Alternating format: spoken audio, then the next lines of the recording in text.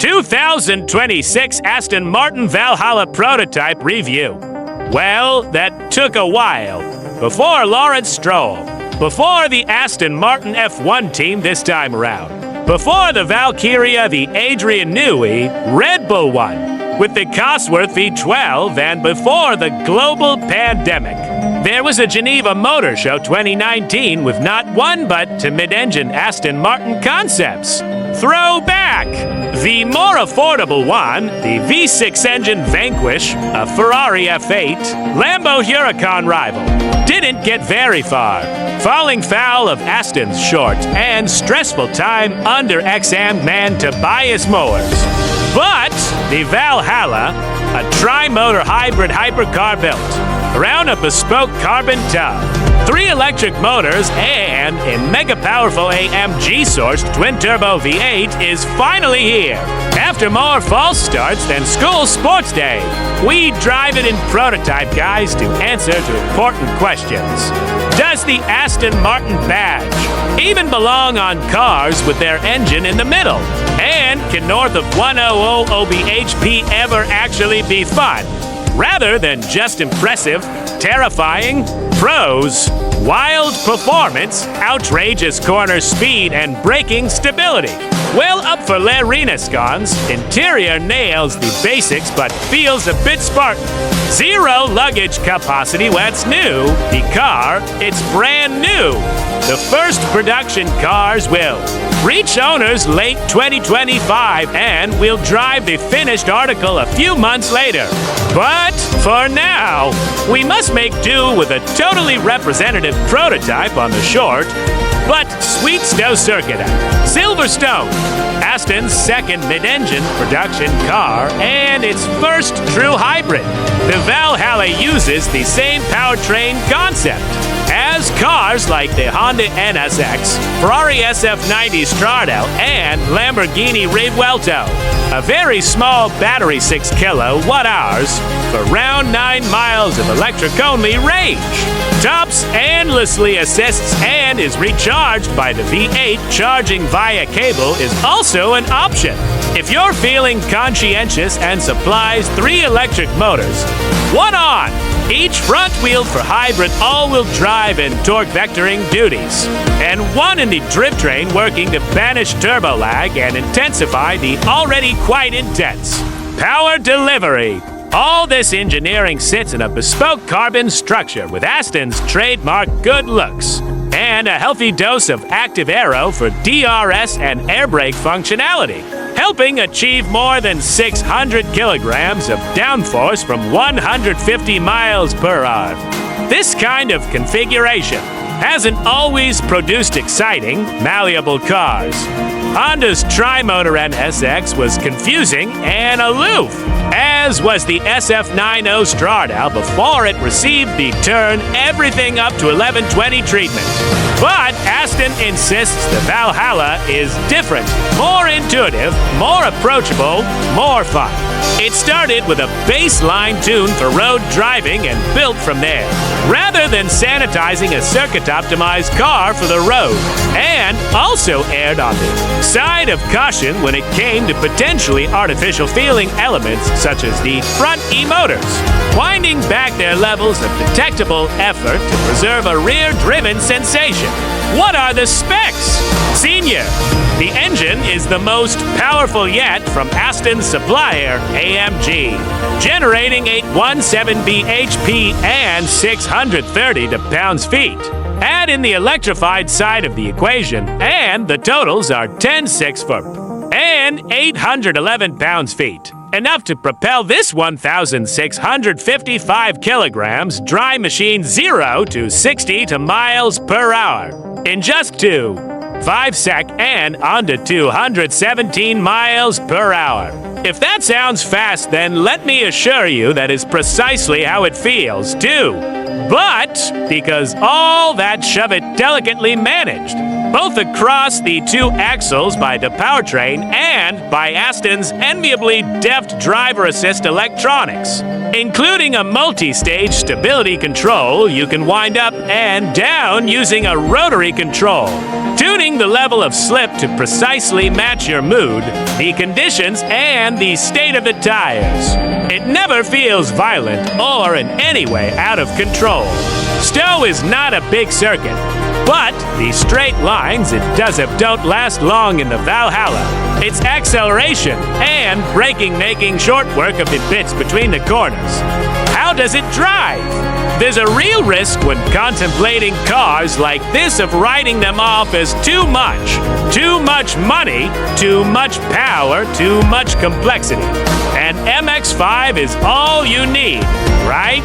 Or a 60s Elan, lightweight, simple, honest, chuckable, that the cynics will insist is real driving. But what if you could have everything that the Valhalla brings the carbon tub? And our on-the-deck ergonomic theater of a Le Mans prototype. Endless performance. A fluency with speed that swells confidence and urges experimentation with all the honesty, accessibility, and chuckability of an Elan or an MX-5? What if you could have a car that's endlessly adjustable mid-corner, particularly on today's road-orientated Pilot Sport S5 rubber? Cup to South will be an option for committed track work. Its broad limits telegraphed with crystal clarity as you play with the quick but intuitive steering and zero-lag throttle, only to then devour the straight that follows with an afterburner-esque alacrity no MX-5 or Elan could ever manage. In short, what if Aston Martin managed to build a V8? Tri-motor monster of a car that isn't a monster at all? I drive a Vantage first to get a feel for the circuit, and it's good. Punchy shifts, brawny power, a front end that turns and grips, and so much feel and feedback you could never argue. You weren't warned. Leave the electronics on and you feel them doing their thing. But their interventions are subtle and unobtrusive, encouraging you to wind them back and enjoy a chassis more than talented enough to run fast. And free without them. There are quicker, more controlled track cars, of course. And the Vantage's relatively soft setup and front engine. Rear drive architecture must be borne in mind, if not actively managed every meter of every lap. But, geez, this is turning into a great day. Swapping into the Valhalla is like fast-forwarding 60 hours in Gran Turismo. One moment you're scuffing around winning races and hoarding prize money in your uprated road car. The next you're in a carbon-tubbed prototype with a letterbox windscreen, active aero, and a powertrain that never lets up. I'm in Sport Plus Race is more circumspect with its e-deployment to go hard for longer. But Sport Plus gives you the violence unchecked. With the stability control set to default, mid-level 5, out of the pits, into the hairpin, and suddenly I'm coming out with half a quarter of a turn of opposite lock. The car at once calm and alive beneath. Make that around me. The hybrid powertrain punches through third gear to the upper reaches of fourth in a heartbeat, eviscerating the straight that follows. And when I brake in my usual spot, prompting the active rear wing to go vertical and make like an air brake, I realize I've made a terrible error. We may be traveling far faster, but such is Valhalla's combined braking power and composure that my reference points require not so much nudging. As wholesale raid dash location dot the laps fly by with seat time, revealing layers of unholy speed beneath the car's incredible accessibility. Trail braking soon becomes second nature. So accurate are the brakes and so direct the front end. And as you finally come off the brakes so you find yourself with options, keep it neat and quick. Or breathe back on the throttle, the lag-free powertrain. Response, coupled with the quick and rich feedback, letting you confidently squeeze the rear axle no rear wheel steering into the smoothest, glossiest, least scary oversteer you've ever met. What's it like inside? The cockpit's much more vantage spacious than Valkyria Cramped, with all the theater of a race-style cockpit locked in driving position. Lots of carbon with none of the discomfort.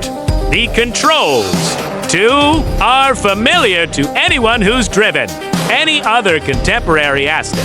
The vibe inside, like the SF90XX, is purposeful, with lots of carbon and little by way of a luxury feel, though it's in no way uncomfortable. Could you do big road miles in here? It feels like you could, though we haven't tested it in that environment. But you'll either have to send your bags on ahead or squeeze them into the passenger seat. Unoccupied or passenger footwell, there is no luggage capacity to speak of. The Ferrari is a little better with a 74-liter front. But the Lamborghini manages a big 112-liter front trunk despite its big V12, before you buy it circa 850 pounds. Zero the Valhalla's pricing is punchy by anyone's standards. That's more even. Then Ferrari asked for the more expensive Spider version of the SF90XX. And that was limited to just 599 units. 999 Valhallas will be built. It's so far above the superb Revuelto circa for 150,000 pounds that Lamborghini, which has a fat order book for its flagship, must be wishing it had doubled the price. But somehow it doesn't feel like Aston will struggle to find buyers. So far at least, mid-engined Astons are vanishingly rare creatures and beautiful too. And while we need to wait for more seat time, both on track and on the road, the Valhalla feels like a genuine dynamic rival. Its powertrain's less extrovert than the SF90's X unhinged V8, which might be a turn-off for some, and less tuneful than the Lambo's 12. Naturally, but its penchant for showing you a really good time should stand it in good stead when we get the three together. Verdict: by starting out with a very clear idea of the car it wanted to create, Aston Martin's crafted the playful, soulful antithesis of cars like the conceptually similar NSX. Beautiful to look at and bewitching to drive, it is ferocious yet flattering, powerful yet playful. It makes the extraordinary accessible, assuming, of course, you're prepared to consider something costing 850,000 pounds accessible. Pricey and without a shred of practicality, it makes little sense on paper, but on tarmac it's magnificent.